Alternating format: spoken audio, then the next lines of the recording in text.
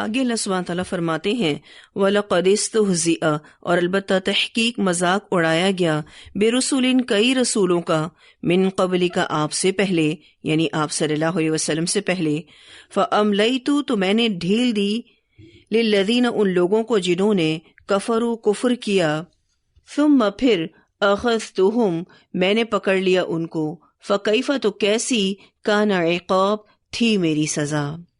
آپ صلی اللہ علیہ وسلم کی قوم آپ کا انکار کرتی تھی، تو اس پر اللہ تعالیٰ رسول اللہ صلی اللہ علیہ وسلم کو تسلی دے رہے ہیں کہ یہ لوگ آپ کا مذاق اڑاتے ہیں، تو آپ سے پہلے کئی رسولوں کا مذاق اڑایا گیا، یعنی آپ صلی اللہ علیہ وسلم کے لیے ان انبیاء کی زندگی میں اسوہ ہے۔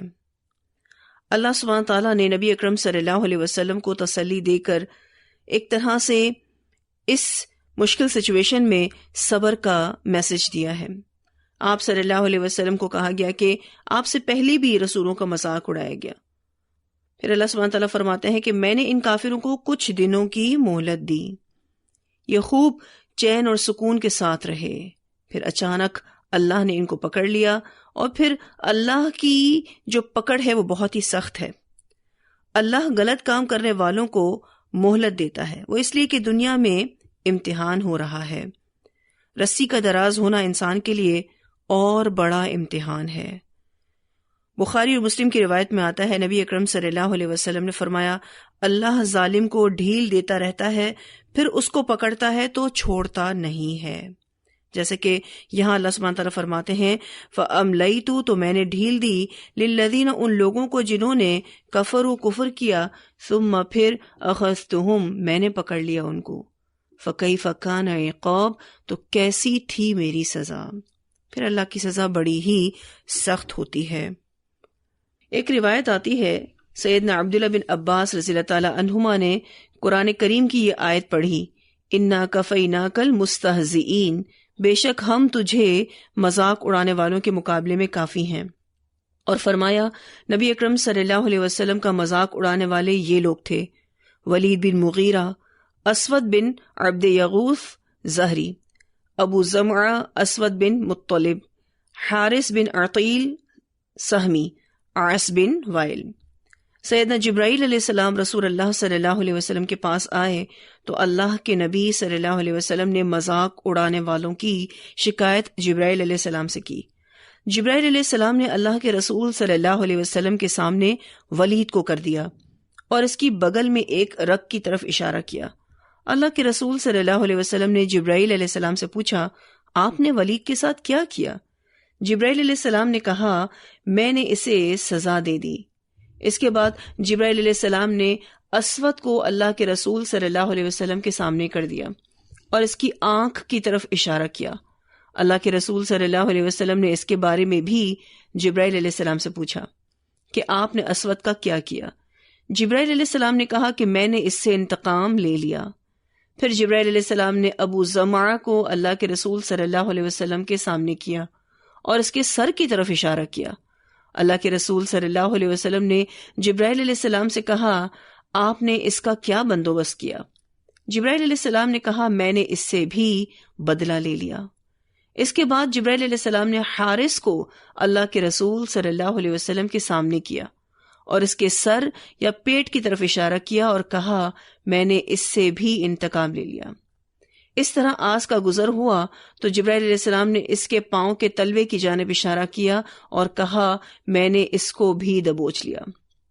ولید کو سزا اس طرح ملی کہ خزاع قبیلے کا ایک شخص جو اپنے تیروں کو ترتیب دے رہا تھا، اس کے پاس سے ولید کا گزر ہوا تو ایک تیر اس کی بغل کے نیچے رگ پر جا لگا اور اس نے رگ کو کاٹ دیا۔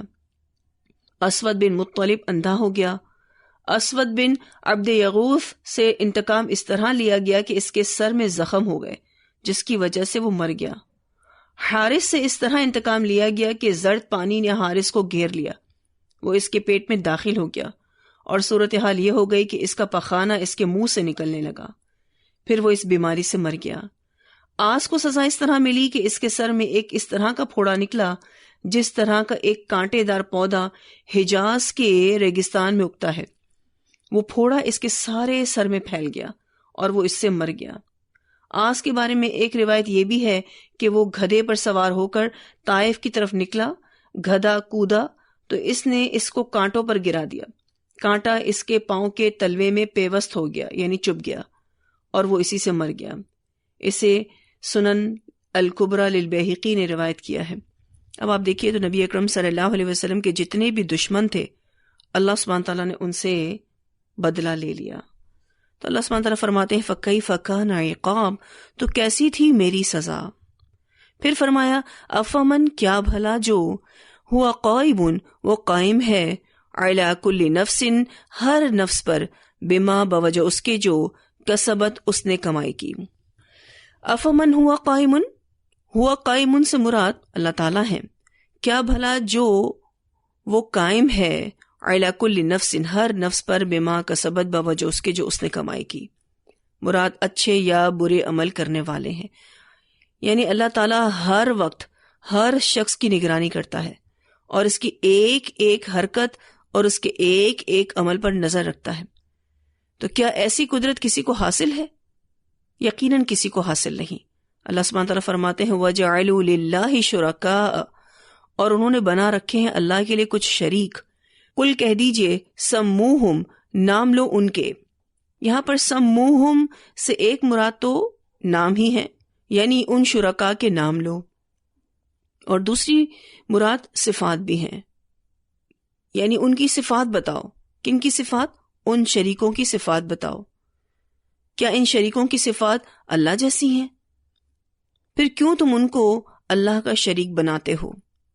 نبی اکرم صلی اللہ علیہ وسلم سے کہلوایا جا رہا ہے قل کہہ دیجئے سموہم، نام لو ان کے، ام کیا، تنبئونہ، تم خبر دے رہے ہو اس اللہ کو، بما لا یعلم، ساتھ اس کے جو وہ نہیں جانتا، فی الارض، زمین میں۔ یعنی اللہ سبحانہ تعالیٰ نے اس شرک کا کوئی وجود دنیا میں نہیں رکھا۔ ام یا بظاہر، محض ظاہری، من القول، بات میں سے، یعنی کہہ رہے ہو۔ یہاں پر ظاہر زن کے معنوں میں ہے، یعنی ان کی زن پر مبنی باتیں ہیں، ان کے آبا نے ان بتوں کے نام رکھے ہیں، اللہ نے اس کی کوئی دلیل نہیں اتاری، یہ صرف گمان اور خواہش نفس کی پیروی کرتے ہیں، یعنی ان کے منہ میں جو آتا ہے بول دیتے ہیں۔ تو اللہ سبحانہ تعالیٰ فرماتے ہیں ام بظاہر من القول، جو منہ میں آتا ہے کہہ ڈالتے ہو۔ ان شریکوں کے بارے میں تمہارے اپنے دعوے کھوکھلے ہیں، ان میں یقین نہیں ہے۔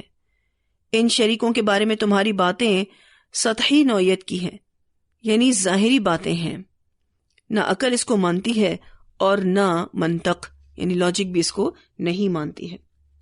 تو ایکچولی اس آیت میں جو آپ کو شروع میں ایک سوال محسوس ہو رہا ہے، یعنی استفہامیہ انداز ہے، تو یہ کفار کو ڈانٹ ڈپٹ کرنے کے لیے ہے کہ کیا وہ معبود برحق جو ہر ایک کی نگرانی کر رہا ہے، جس سے ان کا کوئی عمل مخفی نہیں، یعنی اللہ جو حفیظ اور علیم ہے، ہر جاندار پر نگہبان ہے، وہ جانتا ہے کہ عمل کرنے والے کیا اچھے عمل کر رہے ہیں یا کیا برے عمل کر رہے ہیں، اس سے کوئی چیز مخفی نہیں۔ کیا اللہ تعالیٰ ان بتوں کی مانند ہے جن کی وہ عبادت کرتے ہیں؟ یہ بت نہ تو سنتے ہیں، نہ دیکھتے ہیں اور نہ سمجھتے ہیں، اور نہ کسی نفع اور نقصان کے مالک ہیں۔ یہ بات ہم پچھلی آیات میں پڑھ بھی چکے ہیں۔ تو اللہ سبحانہ تعالیٰ فرماتے ہیں ذرا تم اپنے ان معبودوں کے نام تو بتاؤ، تم اپنے ان معبودوں کی صفات تو بیان کرو، غور تو کرو کہ کیا وہ تمہاری عبادت کے مستحق ہیں، کیا وہ اس کے اہل ہیں کہ انہیں اللہ کے شریک بنایا جائے۔ اس کے بعد اللہ سبحانہ تعالیٰ فرماتے ہیں کہ جھوٹے معبود کا دعویٰ کر کے تم اللہ تعالیٰ کو ایسی بات کی خبر دیتے ہو جس کا اسے علم نہیں۔ کہنے کا مقصد یہ ہے کہ اللہ نے شرک کی کوئی دلیل نہیں اتاری ہے۔ سچ تو یہ ہے کہ تمہاری یہ باتیں حقیقت کے عین خلاف ہیں۔ بلکہ زینہ، خوبصورت بنا دی گئی، للذین کفروا، ان لوگوں کے لیے جنہوں نے کفر کیا، مکرہم، ان کی چال۔ مکر سے مراد ان کے وہ گمراہ عقائد ہیں اور اس کے ساتھ ساتھ وہ گمراہ اعمال ہیں جن میں شیطان نے ان کو پھنسا رکھا ہے۔ اللہ سبحانہ تعالیٰ فرماتے ہیں بلکہ خوبصورت بنا دی گئی ان لوگوں کے لیے جنہوں نے کفر کیا ان کی چال، وسدو اور وہ روکے گئے عن السبیل راستے سے، یعنی اصل راستے سے، وہ اصل راستے سے روک دیے گئے، وَمَن يُضْلِلِ اللَّهُ اور جس کو گمراہ کر دے اللہ، فما لہو من ہاد تو نہیں اس کے لیے کوئی ہدایت دینے والا، پھر اس کو کوئی راہ راست پر نہیں لا سکتا جس کو اللہ گمراہ کر دے۔ لہم ان کے لیے عذاب عذاب ہے فی الحیات الدنیا دنیا کی زندگی میں، ایسے کافروں کے لیے دنیا کی زندگی میں بھی عذاب ہے۔ دنیا کی زندگی کے عذاب سے مراد قتل اور قید ہے جو مسلمانوں کے ساتھ جنگ میں کافروں کے حصے میں آتی ہے۔ وَالْعَذَابُ الْآخِرَةِ اور البتہ عذاب آخرت کا اشق زیادہ سخت ہے۔ مسلم کی روایت میں آتا ہے نبی اکرم صلی اللہ علیہ وسلم نے فرمایا دنیا کا عذاب آخرت سے بہت ہلکا ہے۔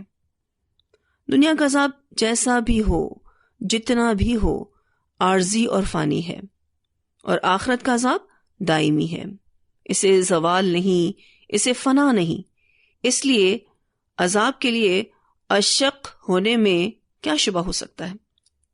اللہ سبحانہ تعالیٰ نے آخرت کے عذاب کے لیے اشق کا لفظ استعمال کیا ہے کہ وہ بڑا ہی سخت عذاب ہے، کیونکہ دنیا کا عذاب تو ختم ہو جاتا ہے لیکن آخرت کا عذاب تو کبھی ختم نہیں ہوگا۔ اور ویسے بھی ہم نے ایک روایت پڑھی ہے جس میں نبی اکرم صلی اللہ علیہ وسلم فرماتے ہیں تمہاری یہ آگ جسے انسان جلاتے ہیں جہنم کی گرمی کے 70 اجزاء میں سے ایک جز ہے۔ بلا شبہ جہنم کی آگ دنیا کی آگ سے 69 حصے بڑھ کر ہے، تمام کی حرارت اس کے مثل ہے، یعنی جو آگ کی تپش ہے وہ سب ایک برابر کی ہے۔ اسے مسلم نے روایت کیا ہے، تو وہاں کی پکڑ کی سختی اور شدت کا تصور بھی نہیں کیا جا سکتا۔ اللہ سبحانہ تعالیٰ فرماتے ہیں وما لہم اور نہیں ان کے لیے من اللہ اللہ سے، یعنی اللہ کے عذاب سے، من واق کوئی بھی بچانے والا۔ اللہ کے عذاب سے پھر کوئی بچانے والا نہیں ہے، کیونکہ اللہ سبحانہ تعالیٰ کی سزا جب آ جاتی ہے تو پھر وہ مل کر ہی رہتی ہے۔ اللہ کے عذاب سے پھر کوئی بچانے والا نہ ہوگا، کوئی مدد کرنے والا نہیں ہوگا۔ مثل الجنت التی مثال اس جنت کی وہ جو وعد المتقون وعدہ کیے گئے متقی لوگ۔ کافروں کا انجام بتانے کے بعد اب مومنوں کے بارے میں بتایا جا رہا ہے کہ اللہ انہیں جنت دے گا، کیونکہ کافروں کے برے انجام کا ذکر ہوا نا پیچھے، اب یہاں جنت کا ذکر کیا جا رہا ہے تاکہ جنت کو حاصل کرنے کے لیے ہمارے اندر شوق پیدا ہو، ہمارے اندر رغبت پیدا ہو۔ مثل الجنت التی وعد المتقون مثال اس جنت کی وہ جو وعدہ کیے گئے متقی لوگ۔ تجری بہتی ہیں من تحتها الانہار اس کے نیچے سے نہریں۔ یہ جنتیں ایسی ہیں کہ اس کے اطراف میں نہریں بہ رہی ہیں۔ اہل جنت ان میں سے جس طرح چاہیں گے اور جو چاہیں گے تصرف کر سکیں گے، یعنی اہل جنت انہیں جیسے چاہیں گے اور جدھر کو چاہیں گے نکال کر لے جائیں گے، یعنی یہ جنت کی نہریں موویبل ہوں گی۔ تجری من تحتها الانہار اکلھا اس کا پھل دائمن دائمی ہے، اس کا پھل دائمی ہے یعنی فار ایور ہے، اور اس کی سپلائی نان سٹاپ ہے، اور یہ پھل آؤٹ آف سیزن ملیں گے، یعنی آپ کو کسی بھی پھل کو کھانے کے لیے موسم کا انتظار نہیں کرنا پڑے گا۔ اکلھا دائمن یعنی اس میں پھل اور کھانے پینے کی ایسی چیزیں ہوں گی جو کبھی ختم نہیں ہوں گی۔ ایک روایت آتی ہے، سیدنا زید بن ارقم رضی اللہ تعالیٰ عنہ بیان کرتے ہیں کہ اہل کتاب میں سے ایک شخص آیا اور اس نے عرض کی، اے ابو القاسم، آپ کا خیال ہے کہ اہل جنت کھائیں پیئیں گے؟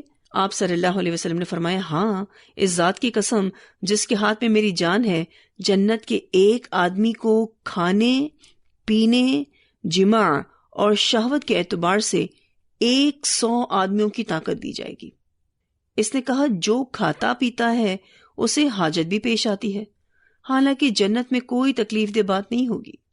آپ صلی اللہ علیہ وسلم نے فرمایا ان کی حاجت ایک پسینے سے پوری ہو جائے گی جو ان کی جلدوں سے بہے گا، اور اس کی خوشبو کستوری جیسی ہوگی، چنانچہ اس سے پیٹ ہلکا ہو جائے گا۔ اسے مسند احمد نے اور ابن حبان نے روایت کیا ہے۔ کتنی خوبصورت حدیث ہے، سبحان اللہ۔ اللہم اجعلنا منہم، اللہ تعالیٰ ہمیں ان لوگوں میں شامل کرے۔ تو اللہ سبحانہ تعالیٰ فرماتے ہیں اس کا پھل دائمی ہے۔ پھر فرمایا وظلها، اور سایہ اس کا، یعنی اس طرح ان کے سائے بھی ختم نہیں ہوں گے اور نہ سکڑیں گے۔ ایک روایت آتی ہے نبی اکرم صلی اللہ علیہ وسلم نے فرمایا بے شک جنت میں ایک درخت ہے، اس کے سائے میں ایک سوار 100 سال تک چلتا رہے گا لیکن پھر بھی اس کا سایہ ختم نہیں ہوگا۔ اسے بخاری نے روایت کیا ہے۔ ہم نے پیچھے طوبا کا ذکر پڑھا تھا نا، وہاں پر بھی یہ حدیث کوٹ ہوئی تھی۔ تلکا، یہ عقبی الذین اتقوا، انجام ہے ان لوگوں کا جنہوں نے تقوی کیا۔ یہ تقوی والوں کا انجام ہے، کیونکہ ان کی زندگی بڑی ہی محتاط تھی، وہ اللہ تعالیٰ کی نافرمانی سے ڈرتے تھے، اسی لیے اپنے آپ کو گناہوں سے بچانے کی کوشش کرتے تھے، اور پھر اللہ کی مدد آ جاتی تھی، اور اللہ کو راضی کرنے کے لیے نیک کام کرتے تھے۔ اور وما توفیق الا باللہ، نیک کام کی ہم نیت کرتے ہیں، اس کے لیے کوشش کرتے ہیں، توفیق تو اللہ ہی کی طرف سے ہے۔ پھر فرمائے وعقبی الکافرین، اور انجام کافروں کا النار، آگ ہے۔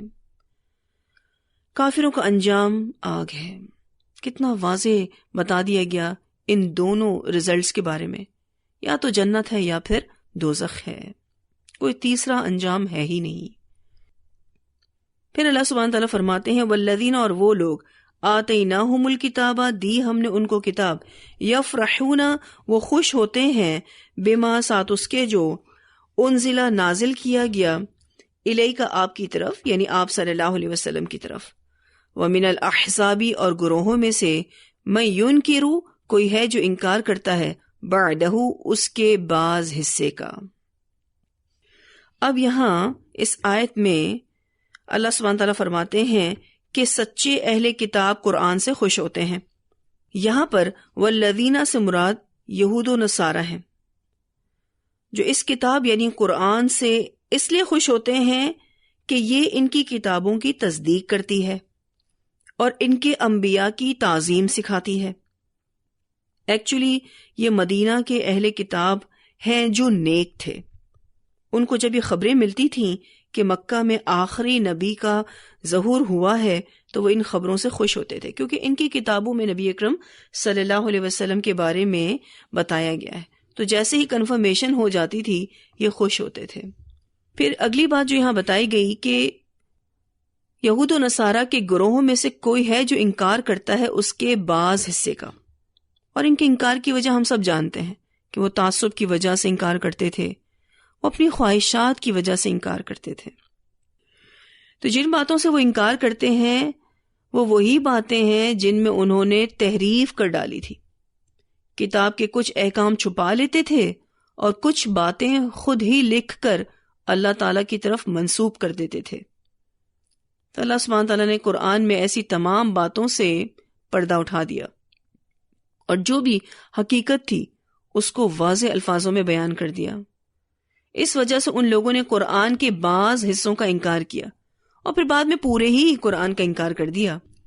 تو اللہ سبحانہ تعالیٰ ایسے لوگوں کو اب جواب دیتے ہیں، قل، کہہ دیجئے، انما، بے شک، امرتو، مجھے حکم دیا گیا ہے، ان اعبد اللہ، یہ کہ میں عبادت کروں اللہ کی، ولا اشرک بہ، اور نہ میں شریک ٹھہراؤں ساتھ اس کے۔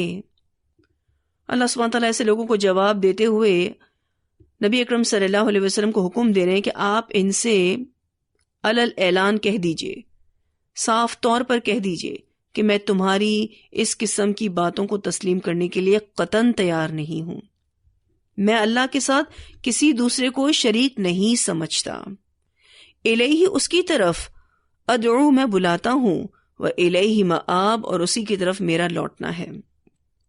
اس بات کی میں تم سب کو دعوت دیتا ہوں۔ کس بات کی دعوت؟ توحید کی بات کی، کہ میں تمہیں توحید کی دعوت دیتا ہوں، اور تمہارے انبیاء نے خود بھی اس بات کی طرف دعوت دی تھی، یعنی یہ دعوت صرف میری نہیں ہے، تمہارے انبیاء نے بھی توحید کی طرف ہی تم کو بلایا، وَإِلَيْهِ مآب یعنی میرے لوٹنے کی جگہ اور میرے پناہ ملنے کی جگہ بھی اسی طرف ہے۔ تو کیا بات ہوئی اس آیت میں کہ یہود و نصارہ میں سے وہ لوگ جو اسلام قبول کر لیتے ہیں اور جب وہ قرآن پڑھتے ہیں تو وہ اس قرآن سے خوش ہوتے ہیں۔ کیوں؟ کیونکہ قرآن ان کی کتابوں کی تصدیق کرتی ہے اور ان کے انبیاء کی عزت سکھاتی ہے، تو یہ اہل کتاب قرآن سے خوش ہیں کیونکہ وہ انصاف پسند لوگ تھے جنہوں نے اسلام قبول کر لیا۔ پھر اللہ سبحانہ تعالیٰ فرماتے ہیں وَكَذَلِكَ اور اسی طرح انزلناہ اتارا ہم نے اس کو حکمن حکم عربین عربی زبان میں۔ اور عربی زبان میں قرآن کیوں اترا یہ بات ہم پہلے بھی پڑھ چکے ہیں، کیونکہ اول مخاطب عرب تھے اور یہ زبان تمام معنوں کو واضح کر سکتی ہے، بڑی فصیح و بلیغ زبان ہے۔ اللہ سبحانہ تعالیٰ فرماتے ہیں اس قرآن کو ہم نے عربی فرمان بنا کر اتارا ہے۔ وَلَئِنْ اور البتہ اگر اتبعت آپ نے پیروی کی اہواءہم ان کی خواہشات کی، کن کی خواہشات کی؟ یہود و نصارہ کی خواہشات کی یا پھر مشرکین کے خواہشات کی۔ بعدما اس کے بعد کے جو جاءک آ گیا آپ کے پاس من العلم علم میں سے، مالک نہیں آپ کے لیے من اللہ اللہ سے یعنی اللہ کے عذاب سے، من ولی کوئی دوست ولا واق اور نہ کوئی بچانے والا۔ نبی اکرم صلی اللہ علیہ وسلم ایسا کرنے والے نہ تھے۔ کیسا کرنے والے نہ تھے؟ آپ ان کفار کی یا یہود و نصارہ کی خواہشات کی پیروی کرنے والے نہ تھے، کیونکہ آپ کے پاس تو علم آ چکا تھا، اور نہ ہی آپ صلی اللہ علیہ وسلم ان کو فالو کرنے والے تھے۔ آپ صلی اللہ علیہ وسلم سے کہہ کر امت کے اہل علم کو وارن کیا جا رہا ہے، تنبیہ کی جا رہی ہے، یوں سمجھ لیجئے امت کے لوگوں کو سنوایا جا رہا ہے کہ وہ دنیا کے عارضی اور حقیر فائدے کی خاطر قرآن و سنہ کے واضح احکام کو نہ چھوڑیں، لوگوں کی خواہشات کے پیچھے نہ لگیں۔ اگر وہ ایسا کریں گے تو اللہ کے عذاب سے بچانے والا کوئی نہیں ہوگا۔ پھر فرمایا وَلَقَدْ اور البتہ تحقیق ارسلنا بھیجا ہم نے رسولاً کئی رسولوں کو من قبل کا آپ سے پہلے، وجعلنا اور بنائی ہم نے لہم ان کے لیے ازواجن بیویاں وذریتن اور اولاد۔ یہاں یہ بتایا جا رہا ہے کہ آپ صلی اللہ علیہ وسلم سمیت جتنے بھی رسول اور نبی آئے سب بشر تھے جن کا خاندان اور قبیلہ تھا، فیملیز تھیں، نہ وہ فرشتے تھے اور نہ انسانی شکل میں کوئی نوری مخلوق تھے۔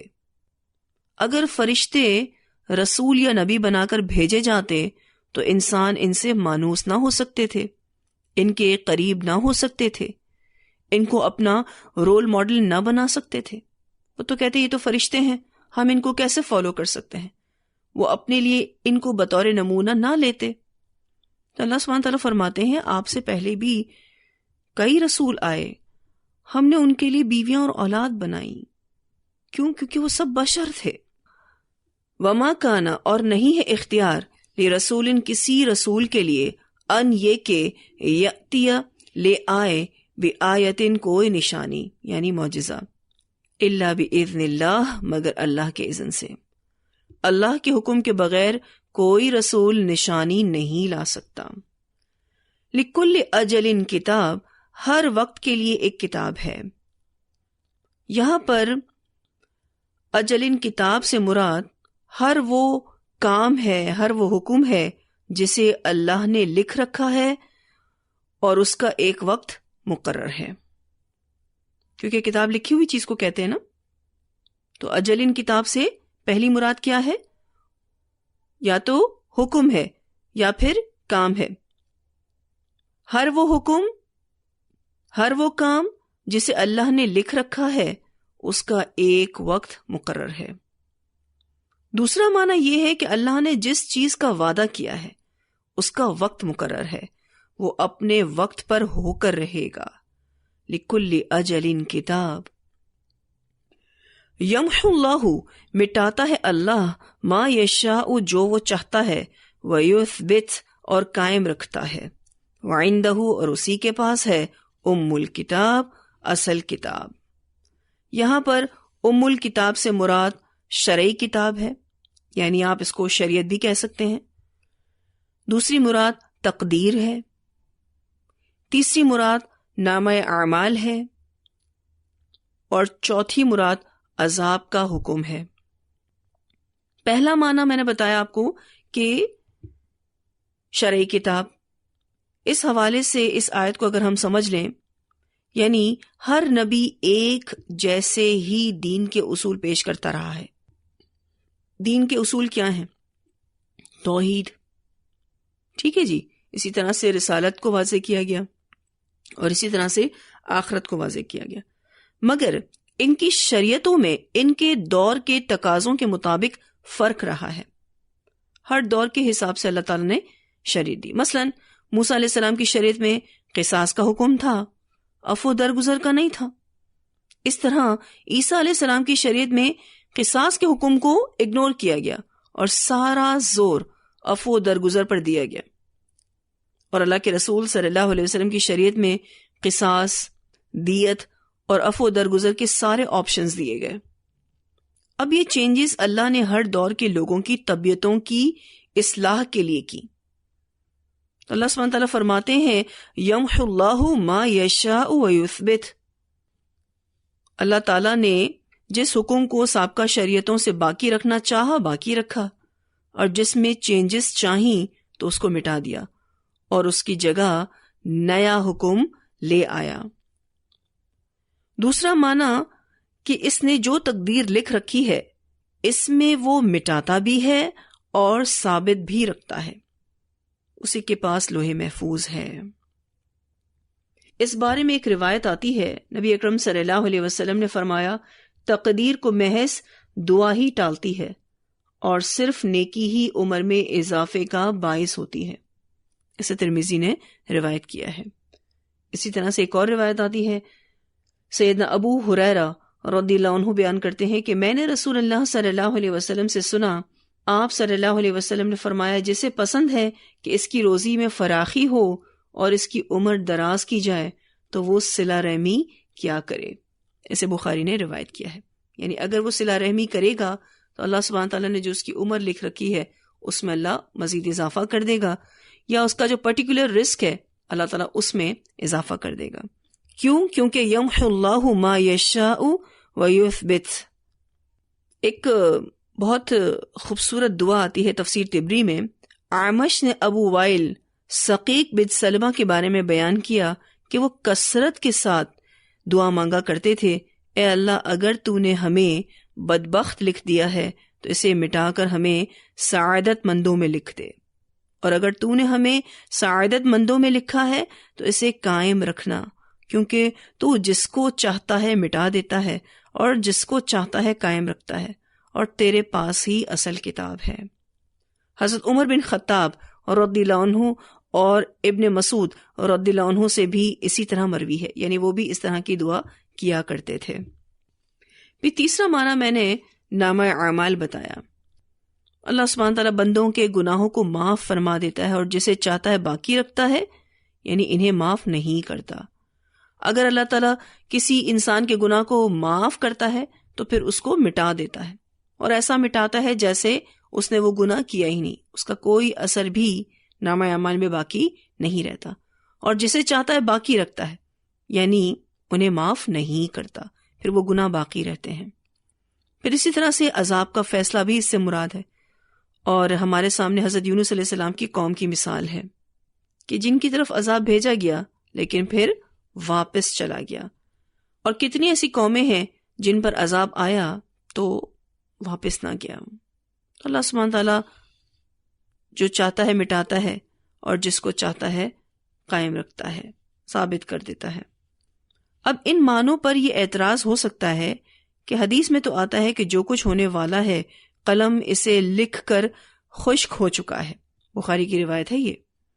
تو اس کا جواب یہ ہے کہ مٹانا اور ثابت رکھنا بھی تقدیر میں لکھا ہے. تو سب کچھ اللہ کے ہاتھ میں ہے. ہم انسان کیا کر سکتے ہیں؟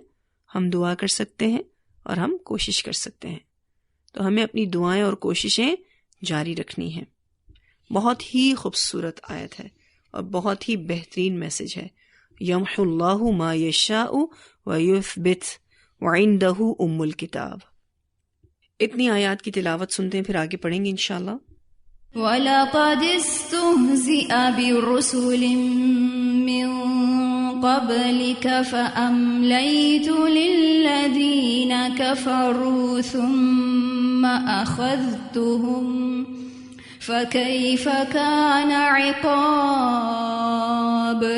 أَفَمَنْ هُوَ قَائِمٌ عَلَى كُلِّ نَفْسٍ بِمَا كَسَبَتْ وَجَعَلُوا لِلَّهِ شُرَكَاءَ قُلْ سَمُّوهُمْ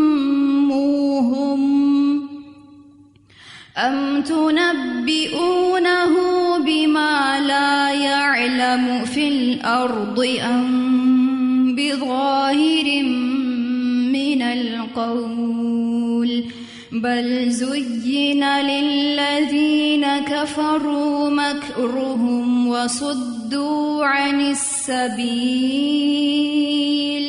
وَمَن يُضْلِلِ اللَّهُ فَمَا لَهُ مِنْ هَادٍ. لَهُمْ عَذَابٌ فِي الْحَيَاةِ الدُّنْيَا وَلَعَذَابُ الْآخِرَةِ أَشَقُّ وَمَا لَهُم مِّنَ اللَّهِ مِن وَاقٍ. مَثَلُ الْجَنَّةِ الَّتِي وُعِدَ الْمُتَّقُونَ تَجْرِي مِن تحتها الأنهار أكلها دائم وظلها تلك عقبى الذين اتقوا وعقبى الكافرين النار.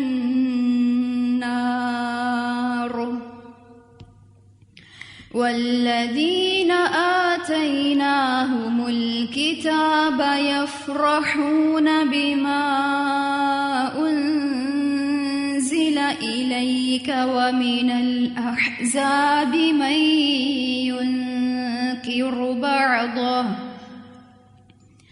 قل إنما أمرت أن أعبد الله ولا أشرك به إليه أدعو وإليه مآب.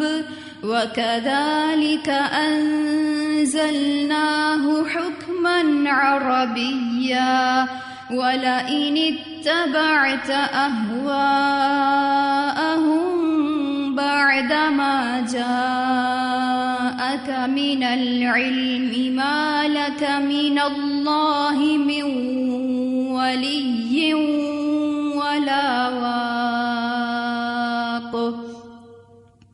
وَلَقَدْ أَرْسَلْنَا رُسُلًا مِّن قَبْلِكَ وَجَعَلْنَا لَهُمْ أَزْوَاجًا وَذُرِّيَّةً وَمَا كَانَ لِرَسُولٍ أَن يَأْتِيَ بِآيَةٍ إِلَّا بِإِذْنِ اللَّهِ لِكُلِّ أَجَلٍ كِتَابٌ. يَمْحُو اللَّهُ مَا يَشَاءُ وَيُثْبِتُ وَعِندَهُ أُمُّ الْكِتَابِ.